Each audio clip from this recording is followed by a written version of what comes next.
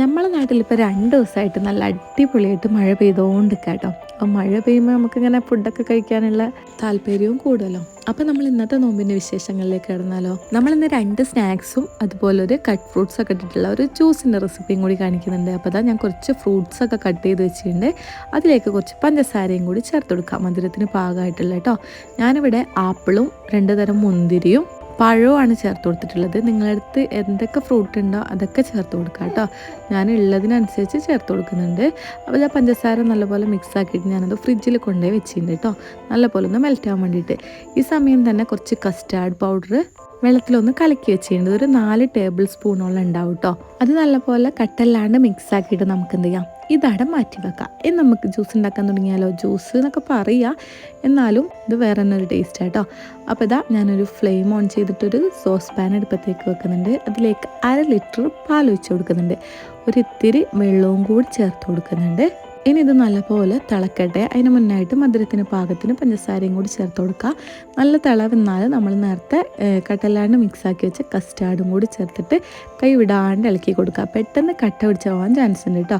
അപ്പോൾ ഇതാ നല്ലപോലെ മിക്സ് ചെയ്തെടുത്തിട്ട് നിങ്ങൾക്ക് എത്ര തിക്നെസ്സാണോ വേണ്ടത് അതിനനുസരിച്ച് എടുക്കുക. ഞാൻ കുറച്ച് നമുക്ക് നോമ്പ് തുറക്കുമ്പോൾ അധികം വെള്ളമല്ലേ വേണ്ടത്, അതുകൊണ്ട് കുറച്ച് ലൂസിലാണ് കലക്കിയത്.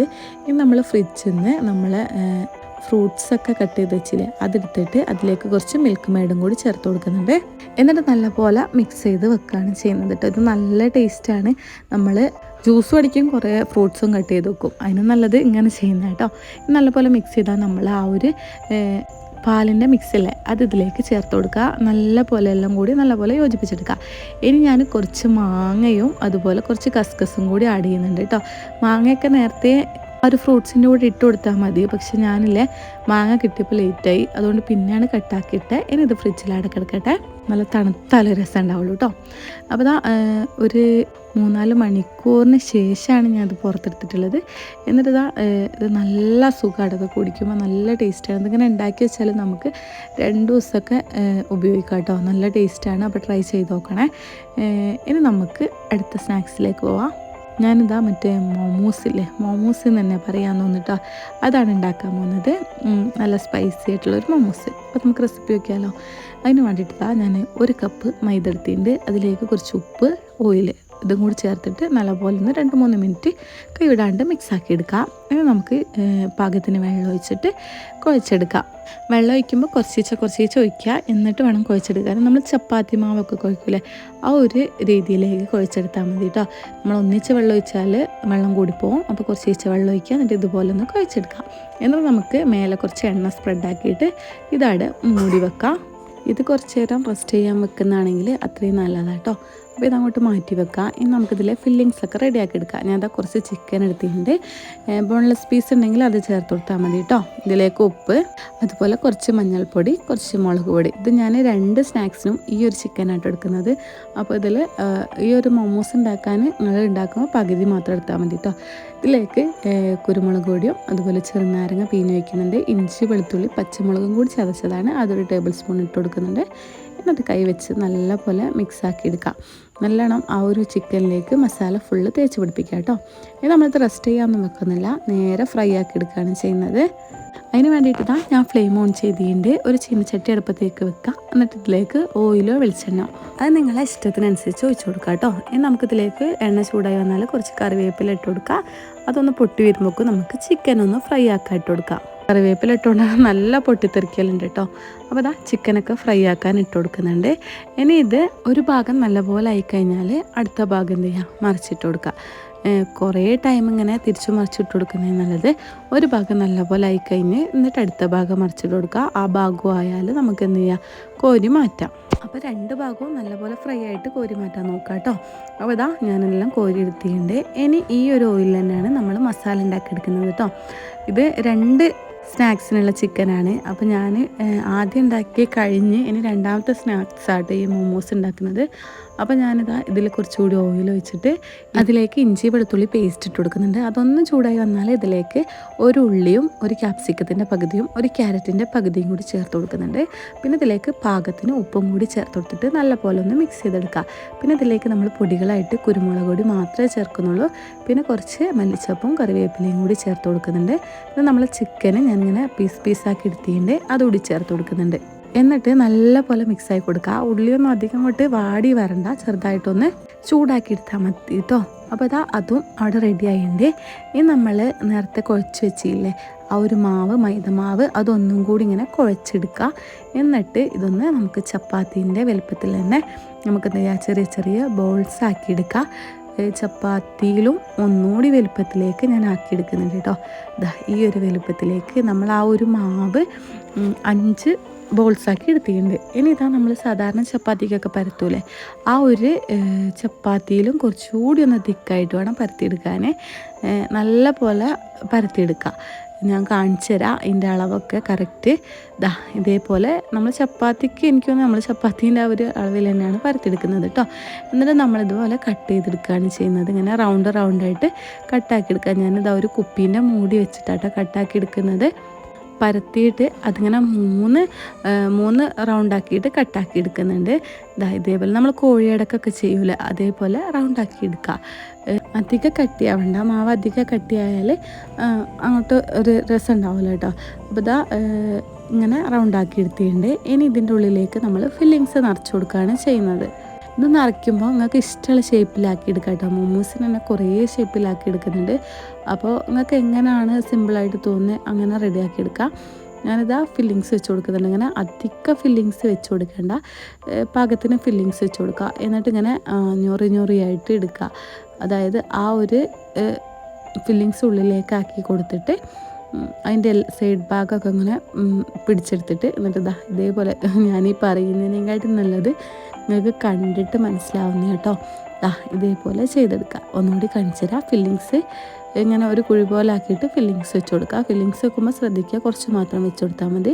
എന്നിട്ട് സൈഡ് ഭാഗമെല്ലാം ഇങ്ങനെ പിടിച്ചെടുക്കുക. എന്നിട്ട് അതിങ്ങനെ മേലേക്ക് ആക്കിയിട്ട് മേലെ ഭാഗം ഇങ്ങനെ എല്ലാം കൂടി കൂട്ടി പിടിച്ചിട്ട് ജസ്റ്റ് ഒന്നിങ്ങനെ കറക്കി എടുത്താൽ മതി കേട്ടോ. ഇതേപോലെ ഒന്ന് കറക്കി എടുത്താൽ മതി. അപ്പോൾ അടി ഇങ്ങനെ കൈ കൊണ്ട് പിടിച്ചു കൊടുക്കണം കേട്ടോ. എന്നിട്ട് ഇങ്ങനെ ജസ്റ്റ് ഒന്ന് കറക്കി എടുത്താൽ മതി, ഒരു ഭാഗത്തേക്ക് മാത്രമായിട്ട്. അപ്പോൾ നമ്മളെല്ലാം ഇങ്ങനെ ചെയ്തെടുത്തിട്ടുണ്ട്. ഇനി നമ്മൾ ഇതൊന്ന് സ്റ്റീം ചെയ്തെടുക്കുകയാണ് ചെയ്യുന്നത്. ഇത് ഫ്രൈ ഒക്കെ ആക്കാം കേട്ടോ. പക്ഷെ ഫ്രൈ ആക്കുന്നതിലും എനിക്ക് ഒന്നുകൂടി ടേസ്റ്റ് തോന്നുന്നത് ഇതാട്ടോ. ഇതാകുമ്പോൾ എത്ര സമയം വെച്ചിട്ട് വേണമെങ്കിലും നമുക്ക് കഴിക്കാം. ഫ്രൈ ആക്കിയാൽ തണിഞ്ഞ ഒരു ഗുണം ഉണ്ടാവില്ല. അപ്പോൾ ഇങ്ങനെ ചെയ്യുന്നേക്കട്ടോ നല്ലത്. അപ്പോൾ നമ്മൾ സ്റ്റീമറിൻ്റെ മേലെ കുറച്ച് ഓയിൽ ബ്രഷ് ചെയ്ത് കൊടുക്കുന്നുണ്ട്. എന്താ വെച്ചാൽ ഒട്ടിപ്പിടിക്കാൻ ചാൻസ് ഉണ്ട്. അതുകൊണ്ട് അതിൻ്റെ മേലെയും ബ്രഷ് ചെയ്ത് കൊടുക്കുക. പിന്നെ ഇതിൻ്റെ മേലേക്ക് ആക്കിയിട്ട് വെക്കുന്നുണ്ടെങ്കിൽ ഒന്നുകൂടി അതിൻ്റെ മേലെ ഏറ്റവും മേലെ ഒന്ന് ബ്രഷ് ചെയ്ത് കൊടുക്കണം കേട്ടോ. എന്താ വെച്ചാൽ അതിൻ്റെ മേലെ ഇടുന്നുണ്ടെങ്കിൽ എന്നിട്ട് ഒട്ടിപ്പിടിക്കാണ്ടിരിക്കാൻ എല്ലാ ഭാഗവും ജസ്റ്റ് ഒന്ന് ബ്രഷ് ചെയ്ത് കൊടുത്താൽ മതി. ഓയിൽ കുറേ ആക്കൊന്നും വേണ്ട കേട്ടോ.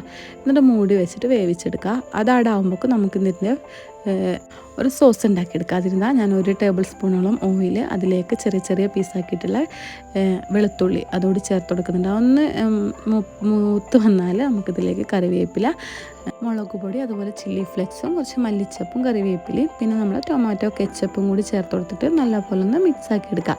ഞാൻ നേരത്തെ അത് ചേർക്കുമ്പോൾ ഞാൻ ഫ്ലെയിം ഓഫ് ആക്കിയതിന് എന്നിട്ട് പിന്നെ ഓൺ ആക്കുകയാണ് ചെയ്തിട്ടുള്ളത് കേട്ടോ. എന്നിട്ട് കുറച്ച് പാകത്തിന് ഉപ്പും കൂടി ചേർത്ത് കൊടുത്തിട്ട് നല്ല പോലെ എല്ലാം കൂടി ഒന്ന് മിക്സ് ആക്കി എടുത്താൽ നമ്മളെ സോസ് റെഡി. ഇതവിടെ റെഡി ആകുമ്പോഴേക്കും നമ്മളെ മോമോസില്ലേ ആവിയേറ്റാൻ വെച്ച് അതും ഒരു 6-7 മിനിറ്റിനുള്ളിൽ തന്നെ അത് റെഡിയായി കിട്ടിയിട്ടുണ്ടാവും. നമുക്ക് ഫ്ലെയിമൊക്കെ ഓഫാക്കിയിട്ട് നല്ല തണിഞ്ഞ് കഴിഞ്ഞാൽ നമുക്ക് എന്ത് ചെയ്യാം, ഇതെടുത്തിട്ട് ഈ ഒരു സോസിലേക്ക് ഇട്ട് കൊടുക്കുക. എല്ലാം ഇട്ട് കൊടുക്കുന്നുണ്ട്. ഇതിപ്പോൾ ഉണ്ടാക്കിയെടുത്തത് ഒരു 10-25 ഉണ്ടെന്ന് തോന്നുന്നു. അത് ഫുള്ള് ഞാൻ ഈ ഒരു സോസിലേക്ക് ഇട്ട് കൊടുക്കുന്നുണ്ട്. ഇനി തണിഞ്ഞതിന് ശേഷം മാത്രം കേട്ടോ, അല്ലെങ്കിൽ ഇങ്ങനെ ഒട്ടിപ്പിടിക്കാനൊക്കെ ചാൻസ് ഉണ്ട്. ചൂടല്ലേ, അതുകൊണ്ട് പെട്ടെന്ന് ഒട്ടും. അപ്പോൾ തണിഞ്ഞാൽ നമുക്കിത് ഈ ഒരു പാത്രത്തിലേക്ക് ഇട്ട് കൊടുക്കാം. എന്നിട്ട് ഫ്ലെയിം ഓൺ ചെയ്യുക. എന്നിട്ട് ഒന്നില്ലേ സ്പൂൺ കൊണ്ട്, അല്ലെങ്കിൽ നിങ്ങൾക്ക് ഇങ്ങനെ വലിയൊരു പാത്രത്തിലാണെങ്കിൽ നമുക്ക് ഈസി ആയിട്ട് ഉണ്ടാക്കിയെടുക്കാൻ പറ്റും കേട്ടോ. ഞാൻ ചെറിയൊരു പാത്രമാണ് എടുത്തിട്ടുണ്ടേനെ. പിന്നെ നോക്കുമ്പോൾ ഞാൻ വിചാരിച്ചു അതിൽ തന്നെ മതി, പിന്നെ കുറേ പാത്രം നിരത്താൻ കഴിയില്ല, വെച്ചിട്ട് അതിൽ തന്നെ ആക്കി കൊടുക്കുകയായിട്ട് ചെയ്തിട്ടുള്ളത്. എന്നിട്ട് ആ ഒരു മൊമോസിൽ ആ ഒരു സോസ് ഫുള്ള് സെറ്റാക്കി എടുക്കുകയാണ് ചെയ്യുന്നത്. അപ്പോൾ അതങ്ങോട്ട് ആയിക്കഴിഞ്ഞാൽ ഹൈ ഫ്ലെയിമിൽ വെച്ചിട്ട് ചെയ്യുക. അപ്പോൾ പെട്ടെന്ന് സെറ്റായി കിട്ടും. ഇനി നമുക്ക് ഇത് സെർവ് ചെയ്യാവുന്നതാണ്. അപ്പോൾ ഈസി ആയിട്ട് ഉണ്ടാക്കിയെടുക്കാൻ പറ്റും. അവിയലൊക്കെ വേവിച്ച ഇഷ്ടമുള്ളവർക്കാണെങ്കിൽ ഇത് പറ്റും. നല്ല ടേസ്റ്റ് ഉണ്ട് കേട്ടോ. നല്ല സ്പൈസി ആയിട്ടുണ്ട്. പുറമൊക്കെ നല്ല ടേസ്റ്റ് ഉണ്ട്.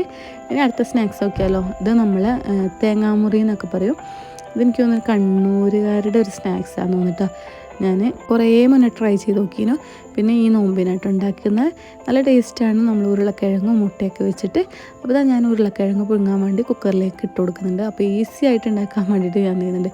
ഇതിൻ്റെ കൂടെ തന്നെ കോഴിമുട്ട അങ്ങോട്ട് പുഴുങ്ങിയെടുക്കുന്നുണ്ട്. അല്ലെങ്കിൽ കുറേ പാത്രമൊക്കെ നിരത്തണ്ട്. പിന്നെ ഇതാകുമ്പോൾ രണ്ടും നടക്കും. പിന്നെ ഇതിൻ്റെ കൂടെ തന്നെ കുറച്ച് ഉപ്പും കൂടി ചേർത്ത് കൊടുക്കുന്നുണ്ട്. പിന്നെയാണ് വിചാരിച്ചത് മക്കൾക്ക് കഴിക്കാനുള്ള മുട്ടയും കൂടി പുഴുങ്ങാന്ന് വെച്ചിട്ട് ഒരു 5 കാടമുട്ടയും കൂടി ഇതിൻ്റെ കൂടെ തന്നെ ചേർത്ത് കൊടുക്കുന്നുണ്ട്. എന്നിട്ട് നേരെ കുക്കർ അടച്ച് വെക്കുക. ഒരു 3 വിസിൽ അടുപ്പിച്ചെടുക്കുക. കിഴങ്ങ് വേവാൻ ഒരു 3 വിസിൽ വേണം. അപ്പോൾ മുട്ടയും എല്ലാം വെന്തിയുണ്ടാവും കേട്ടോ. അപ്പോൾ 3 വിസിലിന് ശേഷം ഞാൻ അതിന് കിഴങ്ങ് മാത്രം ഇങ്ങോട്ട് എടുത്ത് മാറ്റുന്നുണ്ട്. എന്നിട്ട് ഇതിൻ്റെ തൊലിയെല്ലാം കളഞ്ഞിട്ട് ഇതൊന്ന് ഉടച്ചെടുക്കുകയാണ് ചെയ്യുന്നത്. ഇതൊക്കെ ആകുമ്പോൾ നമുക്ക് ഗ്യാസും ലാഭിക്കുക, നമ്മളെ പണിയും ലാഭമാവും. അല്ലെങ്കിൽ കുറേ ആദ്യം കിഴങ്ങ് പുഴുങ്ങണം, പിന്നെ മുട്ട പുഴുങ്ങണം, അപ്പോൾ കുറേ പണിയല്ലേ. അപ്പോൾ ഇതാകുമ്പോൾ ഈസി ആയിട്ട് ചെയ്തെടുക്കാൻ പറ്റും കേട്ടോ. അപ്പോൾ ഞാനിതാ കിഴങ്ങിൻ്റെ തൊലിയെല്ലാം കളഞ്ഞിട്ട് നല്ല പോലെ അതൊന്ന് ഉടച്ചെടുക്കുന്നുണ്ട്. കുക്കറിൽ വേവിച്ചുകൊണ്ട് തന്നെ പെട്ടെന്ന് എന്താ പറയുക, ഇങ്ങോട്ട് അമർത്തുമ്പോൾ നല്ല പോലെ ഉടഞ്ഞ് കിട്ടിയിട്ട് കേട്ടോ. ഇത് നമുക്ക് ഇതവിടെ മാറ്റി വെക്കാം. പിന്നെ നേരത്തെ ഫ്രൈ ആക്കി വെച്ച ആ ഒരു എണ്ണല്ലേനോ, അതിലേക്ക് നമ്മളിതാ ഉള്ളിയിട്ട് കൊടുക്കുന്നുണ്ട്. ചിക്കൻ ഫ്രൈ ആക്കിയ ഓയിലിലേക്ക് ഉള്ളിയിട്ട് കൊടുക്കുന്നുണ്ട്. പിന്നെ ഇതിൻ്റെ കൂടെ പച്ചമുളക് വേണമെങ്കിൽ ചേർത്ത് കൊടുക്കുക. ഞാനിതാ ഇഞ്ചി വെളുത്തുള്ളിയും പച്ചമുളകും കൂടി ചേർത്തിട്ടുള്ള ഒരു പേസ്റ്റാണ് ഇട്ട് കൊടുക്കുന്നത്. പിന്നെ ഇതിലേക്ക് ചിക്കൻ വെച്ചിട്ടല്ല നമ്മൾ ചെയ്യുന്നത്, അതുകൊണ്ട് തന്നെ ചിക്കൻ മസാലയും കൂടി ചേർത്ത് കൊടുക്കുക. ഞാൻ ഉപ്പ് ചേർത്തിട്ടുണ്ട് ഈ സമയത്ത്. അപ്പോൾ അത് സ്കിപ്പായി പോയത് കേട്ടോ വീഡിയോന്ന്. ക്യാമറ ഒന്ന് ഓഫ് ചെയ്യുന്നു. എന്നിട്ട് ചിക്കൻ ഇതാ നമ്മൾ ഇങ്ങനെ കൈ കൊണ്ട് പിച്ചെടുത്തിട്ടുണ്ട്, അതും കൂടി ചേർത്ത് കൊടുക്കുക. എന്നിട്ട് നല്ല പോലെ അങ്ങോട്ട് മിക്സ് ചെയ്തെടുക്കുക. നല്ല പോലെ മിക്സ് ആയി കഴിഞ്ഞാൽ നമ്മൾ ആ ഒരു ഉരുളക്കിഴങ്ങിലേക്ക് ഈ ഒരു മസാല ചേർത്ത് കൊടുക്കാം. എന്നിട്ട് ഇതാ രണ്ടും കൂടെ നല്ല പോലെ മിക്സാക്കി എടുക്കുക. ആ ഉരുളക്കിഴങ്ങും ആ ചിക്കനും ഒക്കെ കൂടി നല്ലപോലെ മിക്സാക്കി എടുക്കണം. അതിൻ്റെ മുന്നേ കുറച്ച് മല്ലിച്ചപ്പും കറിവേപ്പിലയും കൂടി ചേർത്ത് കൊടുക്കുക. കറിവേപ്പില നമ്മൾ ചിക്കനിൽ ഇട്ടതാണ്, വേണമെങ്കിൽ മാത്രം ചേർത്ത് കൊടുത്താൽ മതി കേട്ടോ. എന്നിട്ട് ഇതാ നല്ലപോലെ മിക്സ് ചെയ്യണം. പിന്നെ ഉപ്പിടാൻ മറക്കരുത് കേട്ടോ. ഞാൻ അത് വീഡിയോ കട്ടായി പോയതിട്ടാണ്, അപ്പോൾ അത് ശ്രദ്ധിക്കുക. എന്ന് വെച്ചാൽ കിഴങ്ങിലൊക്കെ ഉപ്പ് കുറവുണ്ടാവും. അപ്പോൾ ഈ സമയത്ത് നമ്മൾ ഉപ്പിട്ടില്ലെങ്കിൽ അതങ്ങോട്ട് സെറ്റായി കിട്ടില്ല. അപ്പോൾ ഇതാ കിഴങ്ങും ഒരു ചിക്കനൊക്കെ നല്ലപോലെ മിക്സ് ആയിട്ടുണ്ട്. അത് നമുക്ക് സെറ്റാക്കുന്നതിന് മുന്നേ 1 കപ്പ് മൈദ, 1 കപ്പൊന്നും വേണ്ട, ഒരു 3 സ്പൂണ് മൈദയിട്ട് മതിയാവും കേട്ടോ. അതിലേക്ക് ഉപ്പും ചില്ലി ഫ്ലെക്സും കൂടി ചേർത്തിട്ട് വെള്ളവും ചേർത്തിട്ട് ഒരു ലൂസ് ബാറ്ററാക്കി എടുക്കുക. അധികം ലൂസ് ആവണ്ട, അധികം തിക്കും ആവണ്ട. ഇതേപോലെ ആക്കിയെടുക്കുക. ഇനി നമ്മൾ പണി കൊടുക്കുക. ഇതാ ഞാൻ മസാല എടുത്ത് വെച്ചിട്ടുണ്ട്. അതിതാ കൈ കൊണ്ട് വേണമെങ്കിൽ ഒട്ടിപ്പിടിക്കുന്നുണ്ടെങ്കിൽ കുറച്ച് എണ്ണ സ്പ്രെഡ് ചെയ്ത് കൊടുത്തോളിട്ടോ കയ്യിൽ. എന്നിട്ട് ഇതാ കുറച്ച് അധികം മസാല എടുക്കുന്നുണ്ട്. നമ്മൾ ഈ ഒരു സ്നാക്സ് 2ആയിട്ട് കട്ട് ചെയ്യുമ്പോൾ അത്യാവശ്യം നല്ല വയറൊന്നറിയാൻ പാകത്തിന് ഉണ്ടാവും കേട്ടോ. ഇത് നല്ലപോലെ ഒന്ന് ഇങ്ങനെ കുഴച്ചിട്ട് ഇങ്ങനെ ഒന്ന് പരത്തിയിട്ട് നമ്മൾ അതിൻ്റെ ഉള്ളിലേക്ക് മുട്ട, ഒരു കോഴിമുട്ട വെച്ച് കൊടുക്കുകയാണ്. എന്നിട്ട് അതിൻ്റെ മേലെ കുറച്ചും കൂടി മസാല എടുത്തിട്ട് നല്ല പോലെ കൈ കൊണ്ട് പ്രസ് ചെയ്തെടുക്കണം. അല്ലെങ്കിൽ ഇത് പൊട്ടിപ്പോയാൽ പിന്നെ നല്ല എണ്ണ കുടിച്ചു കേട്ടോ. അതുകൊണ്ട് നല്ല പോലെ കൈ കൊണ്ട് പ്രസ് ചെയ്തിട്ട് ഇതൊരു കോഴിമുട്ടൻ്റെ ഷേപ്പിലോ നിങ്ങൾക്ക് ഇഷ്ടമുള്ള ഷേപ്പിലേക്ക് കോഴിമുട്ട അല്ലെങ്കിൽ തേങ്ങാമുറി എന്നല്ല ഇതിന് പറയാം. അപ്പോൾ ആ ഒരു തേങ്ങൻ്റെ ഷേപ്പിലേക്കോ അല്ലെങ്കിൽ ഒരു കോഴിമുട്ടൻ്റെ ഷേപ്പിലേക്കോ ആക്കിയെടുക്കാം. ഞാൻ വിചാരിച്ചൊരു കോഴിമുട്ടൻ്റെ ഷേപ്പിലേക്ക് ആക്കിയെടുക്കാമെന്ന്. അപ്പോൾ കോഴിമുട്ട ആയിനും തോന്നിട്ടോ. എൻ്റെ ഉമ്മ വെച്ചതെന്താ ബോംബോന്നൊക്കെ കേട്ടോ. അത്രയ്ക്ക് വലുപ്പമുണ്ട് കേട്ടോ അത്. പിന്നെ ഇതാ നേരെ നല്ല പോലെ റെഡി ആയി കഴിഞ്ഞാൽ നേരെ നമ്മൾ മൈദൻ്റെ മിക്സിലേക്ക് മുക്കുന്നു. എന്നിട്ട് നമ്മൾ കുറച്ച് ബ്രെഡ് ക്രംസും കൂടി എടുത്തിട്ടുണ്ട്. എന്നിട്ട് അതിലും കൂടി ഒന്ന് കോട്ട് ചെയ്തെടുക്കാം. നമ്മൾ ആദ്യം ഇങ്ങനെ കോട്ട് ചെയ്യുമ്പോൾ നമ്മൾ ആ ഒരു സാധനത്തിൻ്റെ മേലേക്ക് കുറച്ച് മൈദ ഇട്ട് കൊടുക്കുക. അതാകുമ്പോൾ ഈ ഒരു റെക്കോർഡ് ചെയ്യുമ്പോൾ എപ്പോഴും തെറ്റിപ്പോട്ടോ. കുറച്ച് ബ്രെഡ് ക്രംസ് അതിൻ്റെ മേലേക്ക് ഇട്ട് കൊടുക്കുക. എന്നിട്ട് നല്ലപോലെ റെഡിയാക്കി എടുക്കുക. എന്നിട്ട് അടുത്തത് നമ്മൾ ഇതേപോലെ തന്നെയാണ് ചെയ്യുന്നത്. ആ ഒരു മിക്സ് നല്ല പോലെ കുഴച്ചെടുക്കുക. എന്നാൽ മാത്രമേ കറക്റ്റ് പൊട്ടിപ്പോകാണ്ട് കിട്ടുള്ളൂ കേട്ടോ. എന്നിട്ട് നല്ലപോലെ പരത്തിയെടുത്തതിന് ശേഷം ഒരു കോഴിമുട്ട വെച്ച് കൊടുക്കുക. എന്നിട്ട് അതൊന്ന് കവർ ചെയ്ത് കൊടുക്കാം. എന്നിട്ട് മേലേക്ക് ആവശ്യമെങ്കിൽ മാത്രം കുറച്ചുകൂടി മസാല അതിൻ്റെ മേലേക്ക് ഇട്ട് കൊടുക്കുക. എന്നിട്ട് നേരെ നല്ലപോലെ പ്രസ് ചെയ്തിട്ട് എന്തെങ്കിലും ഒരു ഷേപ്പാക്കി എടുക്കുക. എന്നിട്ട് നമ്മൾ മൈദയിൽ മിക്സ് ചെയ്തെടുക്കുക. മൈദ മിക്സ് ചെയ്യുമ്പോൾ എല്ലാ ഭാഗത്തേക്കും ആക്കി കൊടുക്കാൻ ശ്രദ്ധിക്കുക. അതിൻ്റെ മേലേക്ക് നല്ലപോലെ കോട്ട് ചെയ്തെടുക്കുക മൈദ. ഇനി നേരെ നമ്മൾ ബ്രെഡ് ക്രംസിലേക്ക് കോട്ട് ചെയ്തെടുക്കുന്നത്.